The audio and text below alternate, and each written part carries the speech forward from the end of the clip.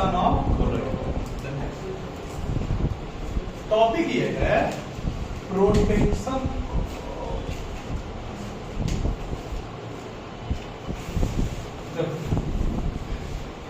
क्या है कुछ ऐसा कि लायोफिलिक कोलॉइड, लायोफिलिक कोलॉइड किसको बोलते हैं? हाँ, मतलब जिसके डिस्पर्स फेज और डिस्पर्सन मीडियम के बीच में फोर्स ऑफ अट्रैक्शन अच्छा हो। ऐसे कोलॉइड का कोएगुलेशन बहुत मुश्किल से होता है, मतलब वो अपने आप कोएगुलेट नहीं करता है। कोएगुलेशन क्या होता है? कोएगुलेशन क्या होता है?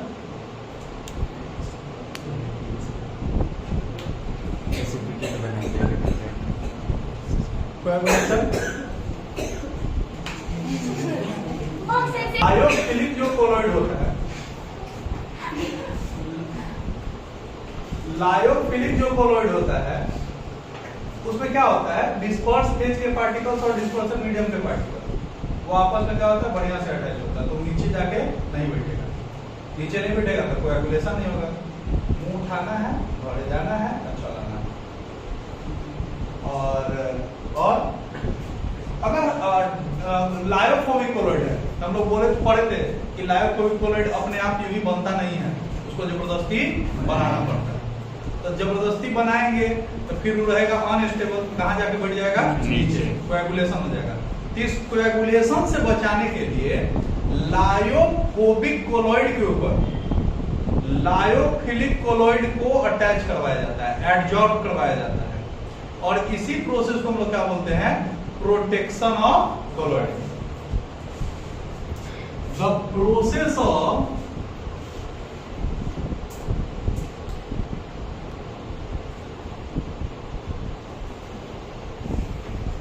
Lyophilic colloid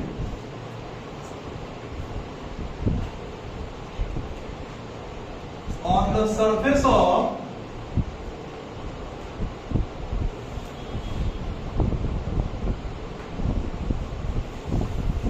lyophobic colloid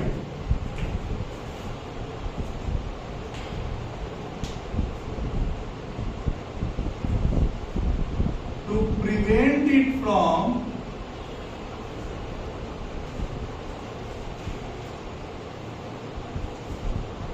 coagulation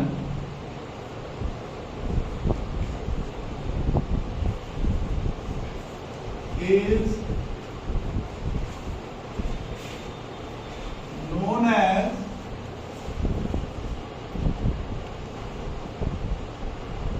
protection of colloid.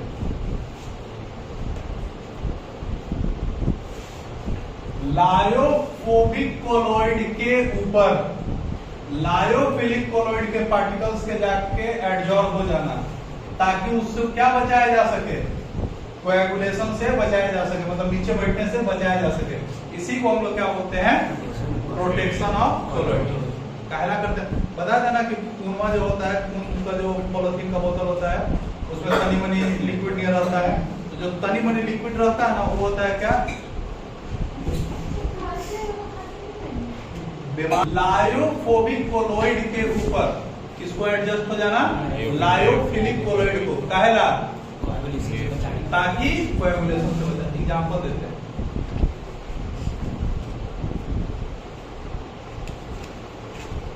तैरने आता है? देखो ये लायोफोबिक कोलॉइड है ना, ये है डिस्पर्स फेज। अब पानी क्या हो गया? Dispersion medium. तो अगर इस डिस्पर्स फेज को पानी में डाला जाए तो कहाँ बढ़ जाएगा? नीचे। क्या हो जाएगा? कोएगुलेशन। तो इसके ऊपर एगो लाइफ जैकेट दे दिए, तो लाइफ जैकेट इसको कहाँ रहेगा? ऊपर, डूबने। लाइफ जैकेट क्या हो गया? प्रोटेक्शन कोलॉइड नहीं, ये लायोफिलिक कोलॉइड हो गया। यही का चीज है? लायोफोबिक कोलॉइड है। तो लायोफिलिक कोलॉइड किसके ऊपर एडजॉर्ब हुआ है? लायोफोबिक के ऊपर, ताकि कहाँ नहीं बढ़ जाए? नीचे नहीं बढ़ जाए। इसी को हम लोग क्या बोलते हैं? Protection of colloid. जिस कोलॉइड को बचाया जाता है उसको हम लोग बोलते हैं प्रोटेक्टिंग कोलॉइड, प्रोटेक्टेड कोलॉइड। और जो बचाता है उसको प्रोटेक्टिव कोलॉइड या प्रोटेक्टिंग कोलॉइड।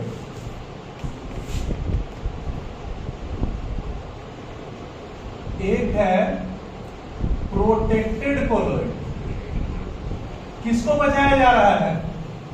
लायोफोबिक को। तो लायोफोबिक क्या हो गया? Protected colloid. The colloid which is being protected, which is being protected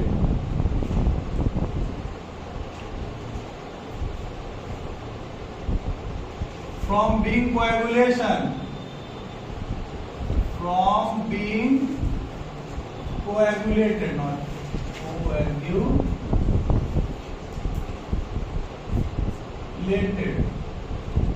is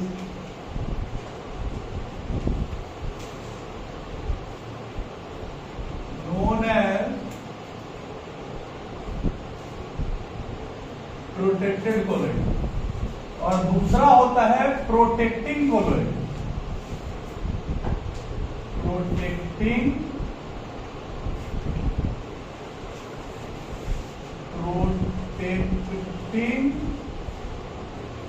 colloid.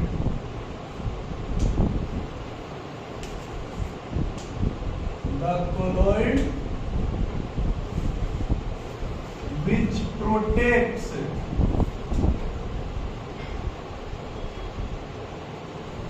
the colloid from which protects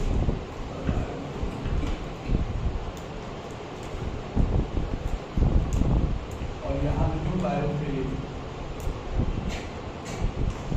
The lyophilic colloid which protects the lyophobic colloid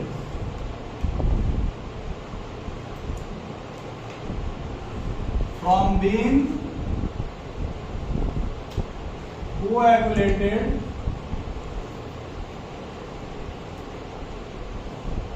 is known as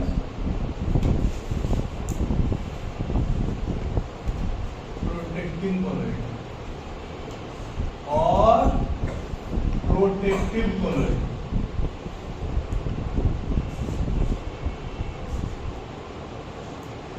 ठीक है, example देते हैं। पढ़ाए थे कि ferric hydroxide जो होता है वो क्या होता है? पानी में रुकना नहीं चाहता, वो नीचे बैठ जाना चाहता है।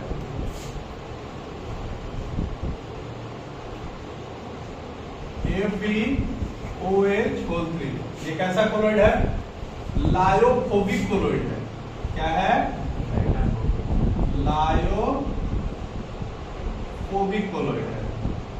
मतलब ये कभी भी डिस्पर्स फेज, ये जो डिस्पर्स फेज है वो डिस्पर्सन मीडियम के साथ एडजस्ट नहीं करना चाहता है, भारी होने के चलते कहां बैठना चाहता है? नीचे। इसके ऊपर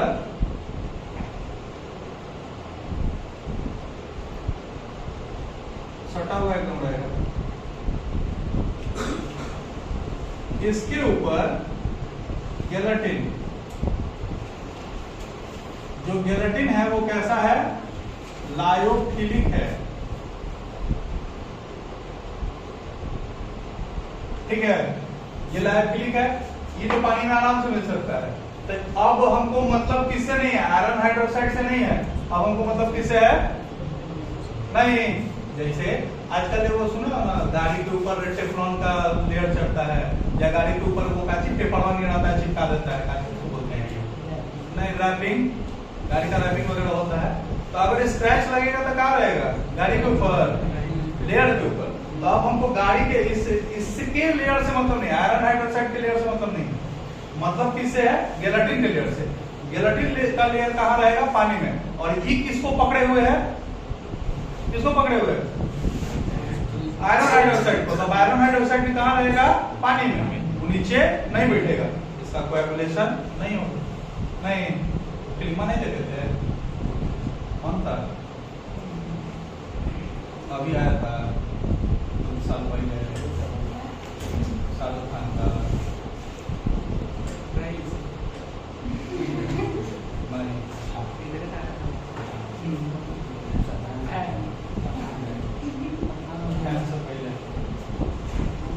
आई लव माई इंडिया ऐसे आई लव यू जिंदगी।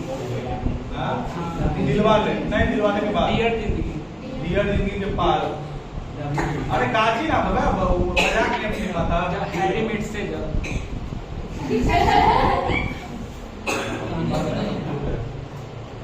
जिसमें दीपिका पादुकोण उसकी हीरोइन रहती है।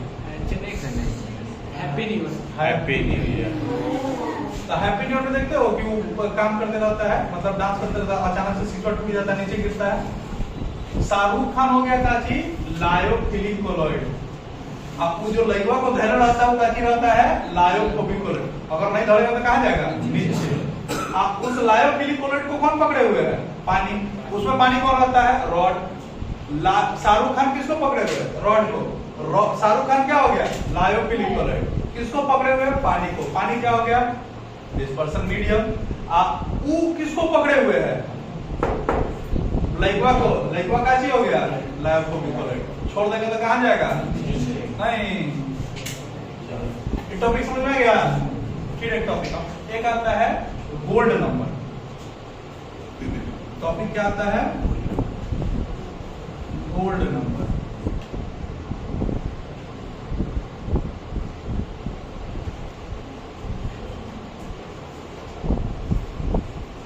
The minimum number of milligrams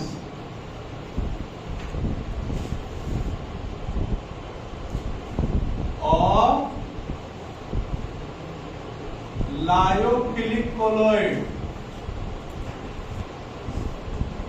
which is required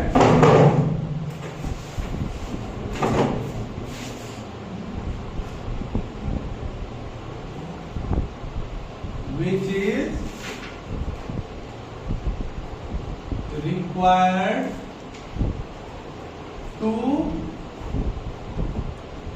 just prevent the coagulation of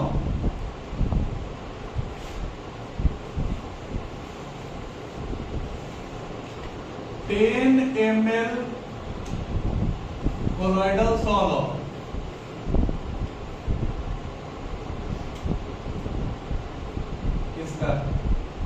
gold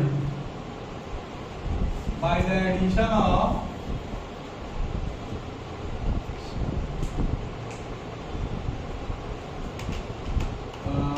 1 ml of 10% solution of sodium chloride NaCl is known as gold number। मतलब समझा गया? नहीं।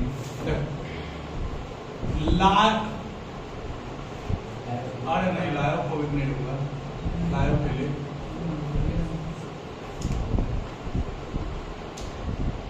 लायोफिलिक कोलॉइड का उतना कम से कम मिलीग्राम जो कि चाहिए ही चाहिए ताकि ये क्या बचा ले 10 ml कोलोइडल सॉल्यूशन किसका? गोल्ड का। पहले ही समझो कि अगर 10 ml गोल्ड का सॉल्यूशन है ना और उसमें 1 ml सोडियम क्लोराइड का डाला जाए, कितना? 1 ml सोडियम क्लोराइड का, और उस सोडियम क्लोराइड का कंसंट्रेशन कितना होगा? 10%। कितना? 10%। तो ये कोएगुलेशन करवा देगा। क्या करवा देगा? मतलब अभी गोल्ड का सॉल्व है, जैसे ही 1 ml सोडियम क्लोराइड का सॉल्यूशन डालेंगे जिसका कंसंट्रेशन कितना है? 10%, तो सारा गोल्ड के पार्टिकल कहां बढ़ जाएंगे? नीचे। मतलब क्या हो गया? कोएगुलेशन। अब कोएगुलेशन से बचाने के लिए क्या चाहिए हमको? लायोफिलिक कोलॉइड चाहिए। तो वो कम से कम अमाउंट ऑफ लायोफिलिक कोलॉइड जो कि चाहिए कि इसका कोएगुलेशन ना हो, उसी को हम लोग क्या बोलते हैं? Gold number. क्या बोलते हैं? Gold number. समझ में आ रहा है? कोएगुलेशन करवा देगा। कितना? अगर 10 ml गोल्ड का सॉल्यूशन है तो उसका कोएगुलेशन करवा देगा कौन? 1 ml सोडियम क्लोराइड जिसका कंसंट्रेशन कितना होना चाहिए? 10%। अगर इतना रहेगा तो क्या करवा देगा? कोएगुलेशन करवा देगा। इस कोएगुलेशन से बचाने के लिए जितना हमको लायोफिलिक कोलॉइड का अमाउंट चाहिए इसी को हम लोग क्या बोलते हैं, गोल्ड नंबर। समझ में आया? Smaller the value of gold number, smaller the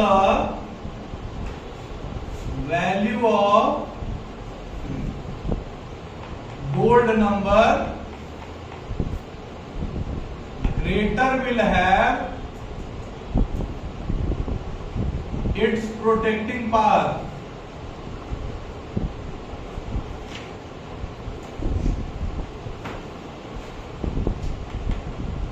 gold number जितना कम होगा किसी लायोफिलिक कोलॉइड का, गोल्ड नंबर जितना कम होगा उतना ही उसका प्रोटेक्टिंग पावर क्या है, ज्यादा।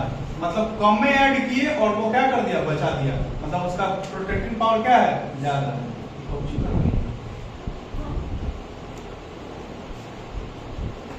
ठीक है।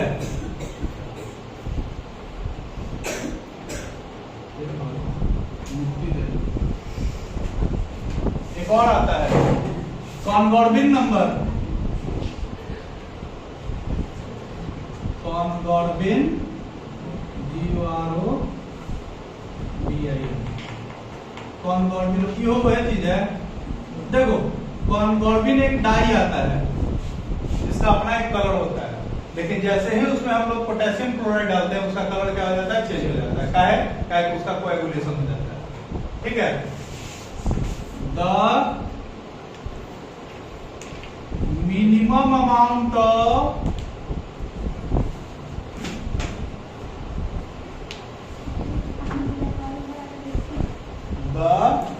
minimum amount of lyophilic colloid, lyophilic colloid in gram, which is required to prevent coagulation in 100 ml colloidal salt, not coagulation, to prevent change in color, change in color। Book यही लिखता है change in colour, लेकिन colour में change क्यों हो जाता है, क्योंकि इसमें कोएगुलेशन हो जाता है। चेंज इन कलर, अब ब्रैकेट में कर लो कोएगुलेशन। ठीक है। In 100 ml solution of congo rubin, 100 ml colloidal solution of congo rubin having 0.001% concentration by addition of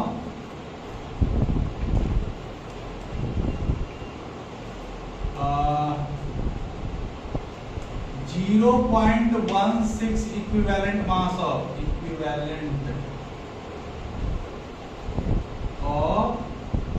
potassium chloride to it is known as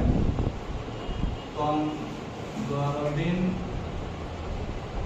number. क्या बोल रहा है पहले समझ लो। 100 ml अगर कोलोइडल सॉल्यूशन है किसका, कॉनगॉर्बिन, एक डाई है, कलर होता है, जिसका कंसंट्रेशन कितना होना चाहिए, 0.001%। अगर इतना का सॉल्यूशन है और इतना KCl अगर डाल दिया जाए जिसका इक्विवेलेंट मास कितना है 0.16 KCl का, तो ये क्या कर देगा, कोएगुलेशन करवा देगा। अब इस कोएगुलेशन से बचाने के लिए जितना लायोफिलिक कोलॉइड हमको कम से कम यूज करना पड़े, इसी को हम लोग क्या बोलते हैं, कॉनगॉर्बिन नंबर। ठीक है। देखो किन किन लोगों के माथा में दर्द हो रहा है, बता देते हैं। जो लोग नहीं पढ़ के आ रहे हैं ना, चार्ट 5 में चाहिए ऐसा है जो मेरे अभी बातों को समझ रहा है। क्यों? क्योंकि एनसीईआरटी का एक टॉपिक नहीं है, ये है ये नहीं। कल के डेट में अगर आप चाहें कि एनसीईआरटी से इसको समझ लें तो नहीं समझ, बाकी पढ़ के नहीं आ रहे हैं आप लोग का लास्ट टॉपिक है 10 मिनट का topic.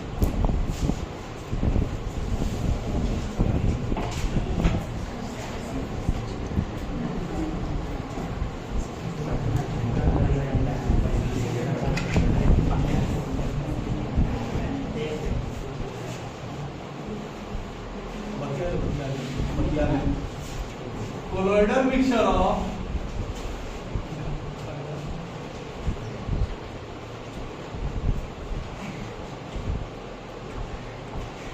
two partially or completely immiscible liquids is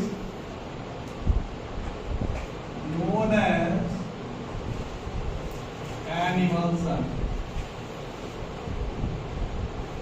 क्या बोल रहा है कि दो ऐसा लिक्विड जो आपस में या तो आधा अधूरा मिला हुआ है या कंप्लीटली मिला हुआ ही नहीं है, उसके कोलोइडल मिक्सचर को हम लोग क्या बोलते हैं? इमल्सन।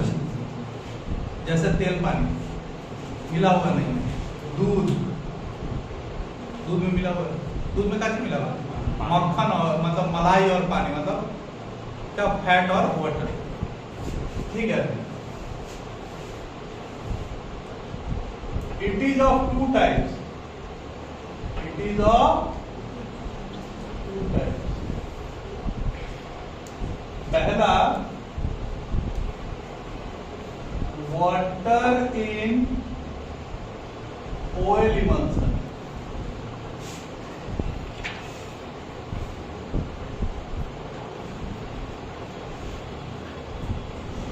वाटर इन ऑयल, पानी है तेल में, यानी पानी कम तेल ज्यादा नहीं।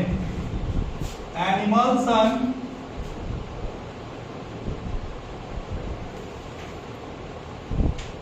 in which water is in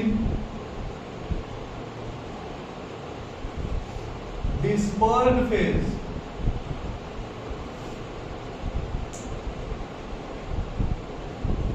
and oil is in dispersion medium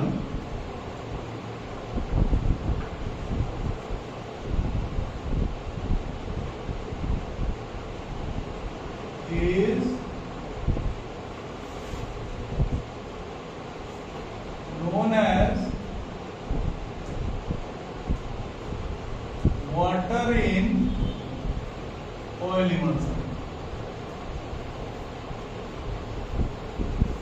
एक ऐसा इमल्सन जिसमें पानी जो है वो डिस्पर्स फेज, मतलब पानी कम है और ऑयल इज डिस्पर्सन तेल ज्यादा है, उसको हम लोग क्या बोलेंगे? Example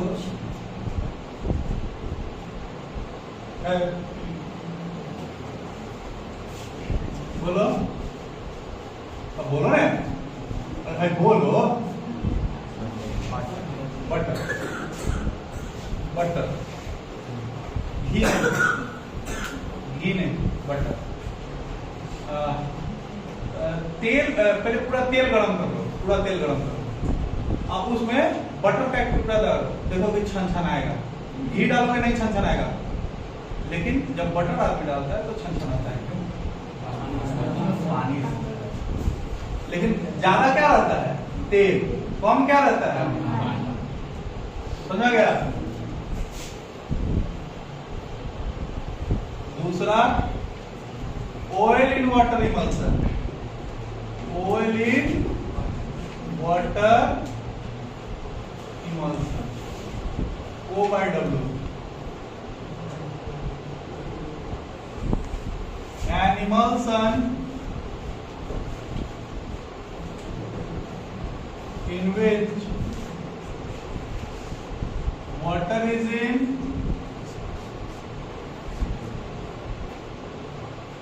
dispersion medium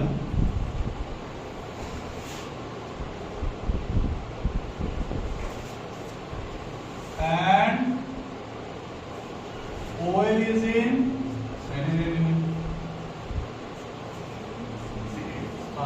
oil is in dispersed phase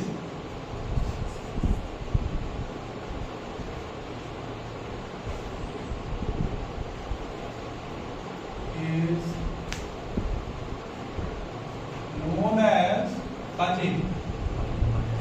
oil in water emulsion.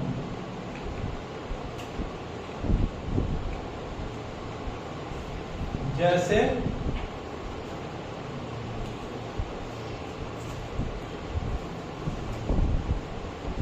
जैसे खिलता गुलाब जैसे नहीं बेटा हाँ वो पीछे तक जैसे दूध milk.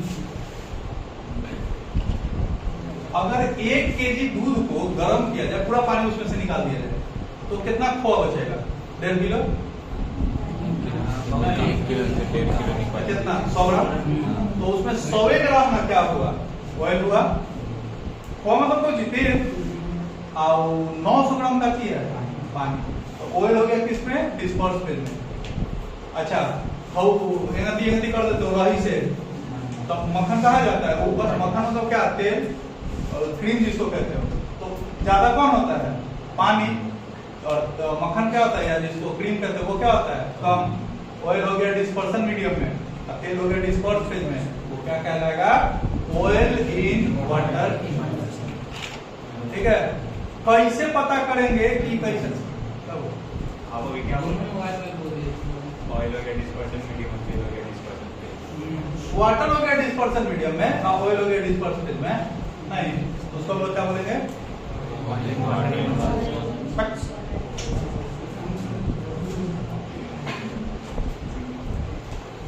Test for an emulsion.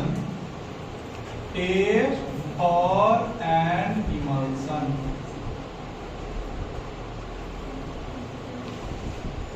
कैसे पता करेंगे कि कैसा इमल्सन है? ऑयल इन वाटर है कि वाटर इन ऑयल है? अरे का भाग जा रही है। इसको हम लोग बोलते हैं डाइल्यूशन टेस्ट। क्या बोलते हैं?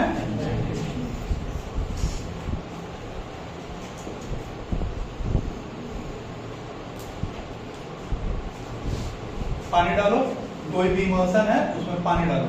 अगर वो डाइल्यूट हो गया इसका मतलब कि वो उसमें वाटर जो है वो डिस्पर्सन मीडियम में है।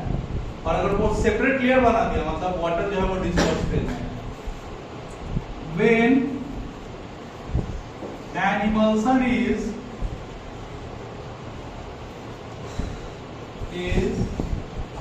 added with water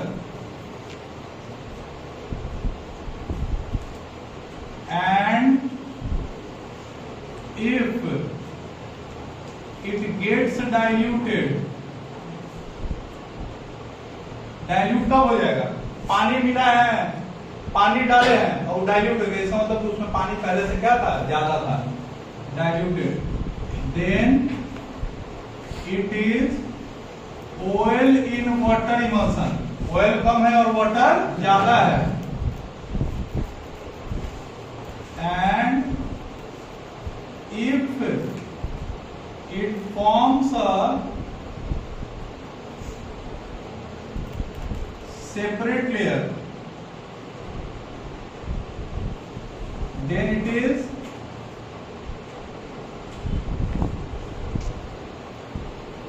water in oil emulsion। जैसे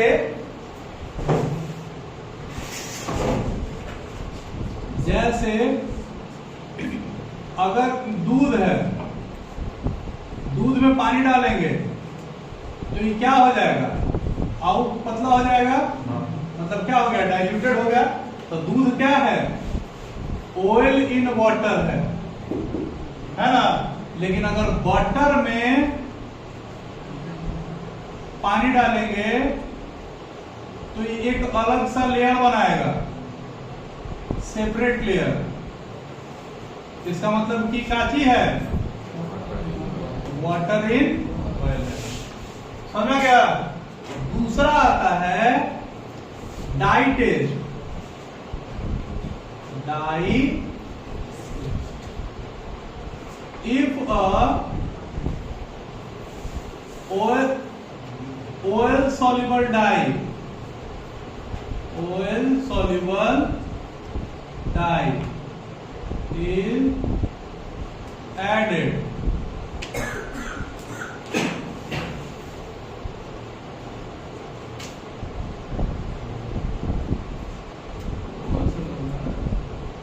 water soluble dye is added to an emulsion,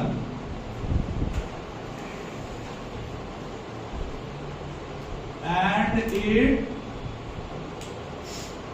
forms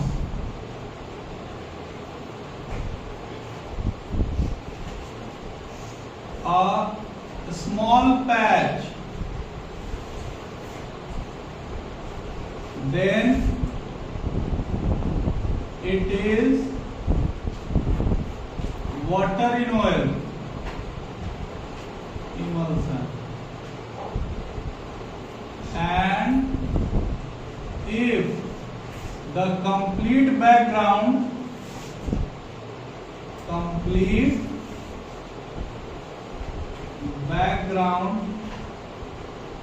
gets colored, then it is oil in water.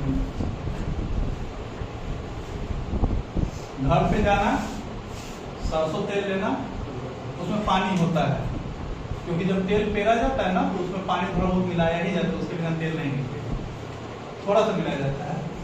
या घी ले लो, घी इसका बढ़िया एग्जाम्पल है। मक्खन भी अगर है तो मक्खन भी ठीक है।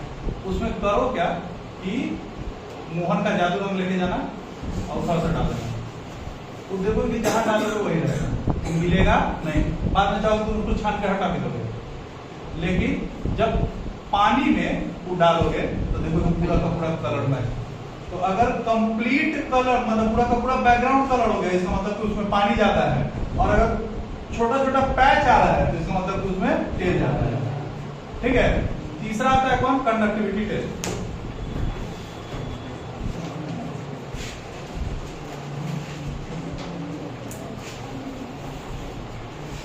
तीसरा क्या आता है, कंडक्टिविटी टेस्ट। ये कैसे होता है, अगर करंट डालिए, अगर पास कर गया, करंट डालिए थोड़ा सा नमक डालिए, अगर पास कर करंट बढ़िया से पास कर गया या कंडक्टिविटी बढ़ जाता है तो इसका मतलब कि वो वाटर ऑयल इन वाटर है, और अगर कंडक्टिविटी नहीं बढ़ता है तो वाटर इन ऑयल है। इफ a colloid is या if an emulsion is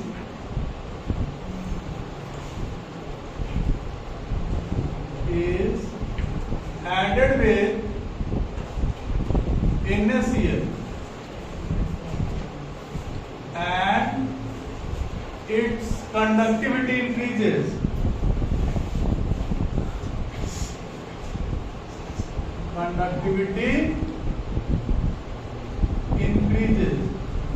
then it is oil in water, पानी कम तेल ज्यादा, emulsion।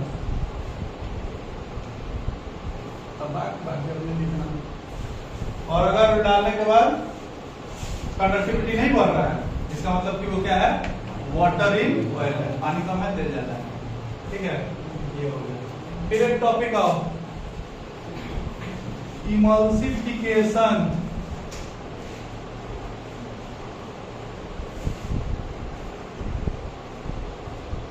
इमल्सिफिकेशन किसको बोलते हैं, इमल्सन को बनाने के प्रोसेस को, किसके प्रेजेंस में, एक इमल्सिफाइंग एजेंट के प्रेजेंस में क्या कहलाता है, the process of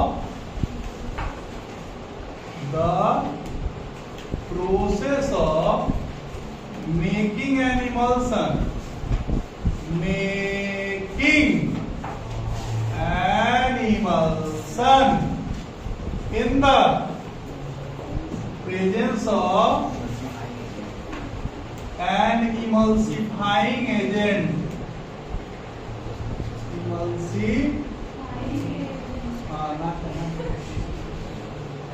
Is known as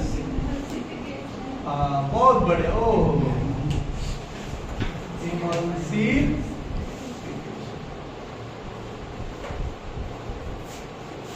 किसको बनाने का प्रोसेस? इमल्सन को बनाने का प्रोसेस। किसके प्रेजेंस में? क्या कहेंगे? देखे हो कहीं? नहीं कोई नहीं देखा है? कहा देखो? आइसक्रीम का बनना है ना? अगर ऐसे दूध पानी अगर चीनी डाल के बर्फ में फ्रीजर में रखेंगे, दूध हो जाएगा नीचे, पानी हो जाएगा ऊपर, नहीं ऊपर हो जाएगा मलाई, नीचे हो जाएगा बर्फ और चीनी दोनों छिटा जाएगा। नहीं, क्योंकि वो इमल्सन है। जैसे ही फ्रीजिंग पर वो क्या है? हेट्रोजीनियस मिक्सचर है ना। तो हेट्रोजीनियस मिक्सचर में डिस्पर्स फेज और डिस्पर्शन फेज क्या रहता है? अलग अलग। वो तो लग रहा है कि मिला हुआ है, लेकिन मिला हुआ है नहीं। कैसे डालते हैं हम लोग? आइसक्रीम पाउडर, वनीला, चॉकलेट, नहीं वो करता क्या है? वो इमल्सिफाइंग एजेंट है। वो डिस्पर्स फेज और डिस्पर्शन फेज दोनों को धैर्य रहता है, तब लगता है वो आइसक्रीम। नहीं, कस्टर्ड पाउडर जो होता है वो और कुछ नहीं है, वो क्या है? इमल्सिफाइंग एजेंट है, जो क्या करता है? डिस्पर्स फेज और डिस्पर्शन मीडियम को धैर्य रहता है। तनी सटा दिया तो पहले तनी पानी नहीं था, तनी ठोस हो गया, यही हो गया है आइसक्रीम। नहीं, ऐसे ही कुछ रुकिए, छोड़ दे पीछे में गिलासे है।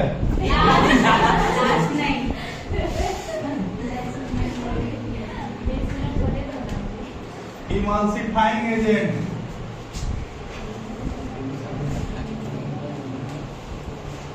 एक ऐसा सब्सटेंस जो डिस्पर्स फेज या डिस्पर्शन मीडियम को क्या करता है? होल्ड करके रखता है। उसको हम लोग क्या बोलते हैं?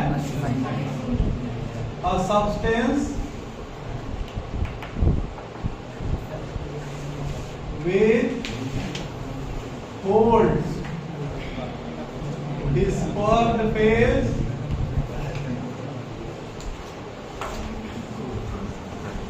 and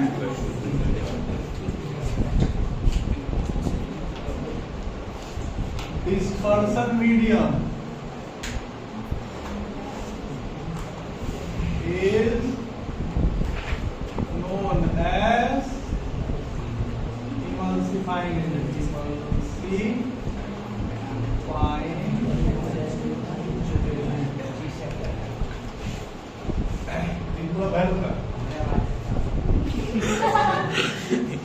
जैसे गेलाटिन, अगर केसीन, फिर उसके बाद कस्टर्ड पाउडर,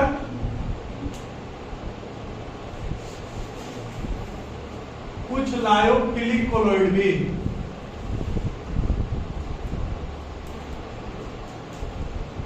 ये सारे क्या होते हैं?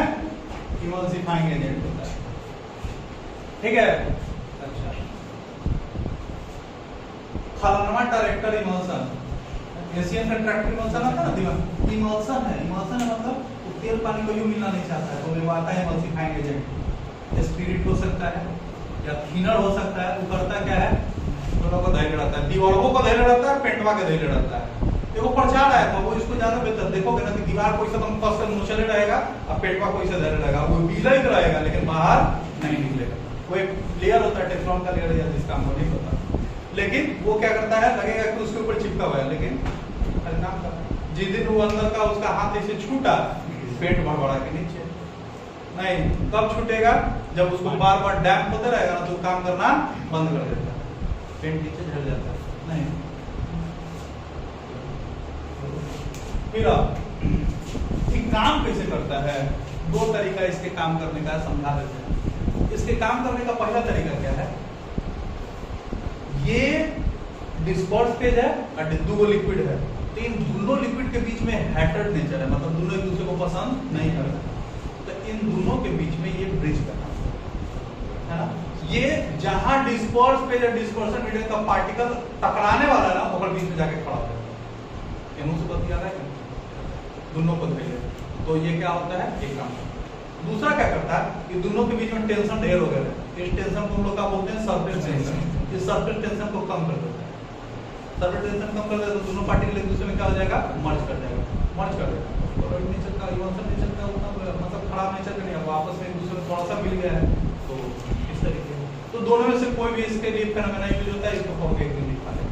फिर उसके बाद क्या आता है,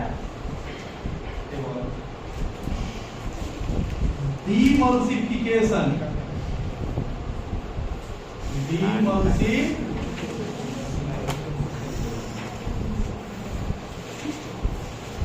डिमल्सिफिकेशन किसको बोलते हैं, तो इमल्सन वाला ना, इमल्सन को फिजिकल या केमिकल किसी भी मेथड से वापस उसके पार्टिकल्स में तोड़ देना क्या कहलाता है, द प्रोसेस ऑफ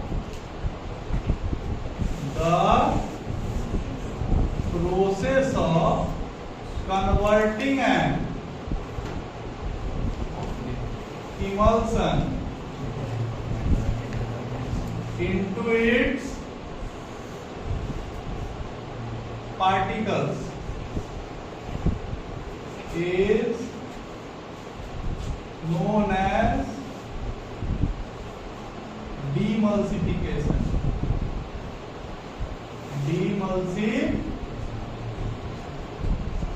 एग्जाम्पल देते हैं, दूध है ना, दूध में क्या कर दो, सेंट्रीफ्यूगेशन, वो अलग नाम कमा वही है, नाम खाली दे दिया अलग। सेंट्रीफ्यूगेशन का मतलब होता है पार्टिकल को ले लेना है, सॉल्यूशन को तेजी से घुमा देना है, जो हेवियर पार्टिकल होगा वो बाहर फेंका जाएगा और लाइटर पार्टिकल आगे आएगा। यही काम हम लोग बैठ के इसी से करते हैं, इतनी इतनी मेहनत वाला काम नहीं। ऐसे इसे जब करते हैं तो डिस्पर्स फेज और डिस्पर्सिव पार्टिकल्स का रहता है, अलग अलग रहता है, एक ऊपर आ जाएगा, तो ये काची हो जाएगा, मिल्क अलग हो जाएगा और साथ में करने के जो क्रीमा है वो अलग हो जाएगा। नहीं, दूसरा, अगर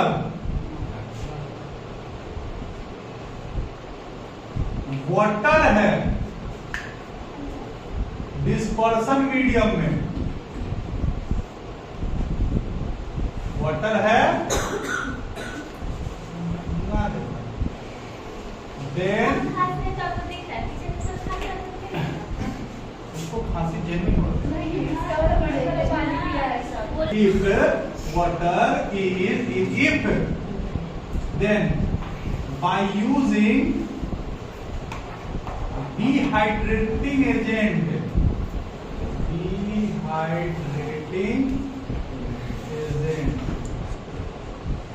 demulsification क्या मतलब, demulsification